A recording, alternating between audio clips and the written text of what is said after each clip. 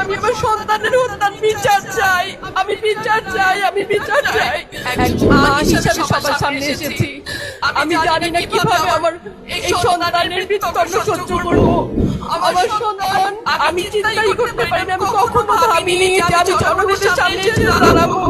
আমি আজকে একাত্মতা ঘোষণা করছি, কারণ আমি আমার সন্তানের হত্যার বিচার চাই, আমি বিচার চাই, আমি বিচার চাই। এই বিচার আপনাদের নিশ্চিত করতেই হবে। আমার সব সন্তানের কাছে আমার অনুরোধ, আপনারা আমার সন্তানের হত্যার বিচার করুন।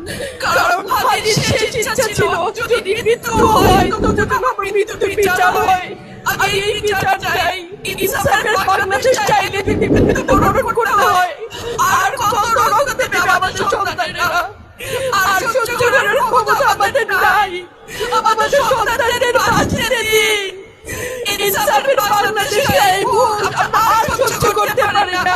প্রশাসনের কাছে, সরকারের কাছে একটাই মাত্র অনুরোধ, আমাদের বাচ্চাদের বাঁচতে দিন, আমাদের ইনসাফের বাংলাদেশ দিন। কথা বলার শক্তি আমার নাই, আমার চোখ পড়ে যাচ্ছে, আমি সহ্য করার শক্তি আমাদের নাই। আমাদের বাচ্চাদের বাঁচতে দিন, প্রশাসন সজাগ হবে কবে? আর কত মৃত্যু আমার বাচ্চাদের দেখতে হবে? আমি কথা বলতে পারছি না। আপনারা সবাই আমার বাচ্চা হাদির জন্য দোয়া করবেন, আমাদের বাচ্চাদের জন্য দোয়া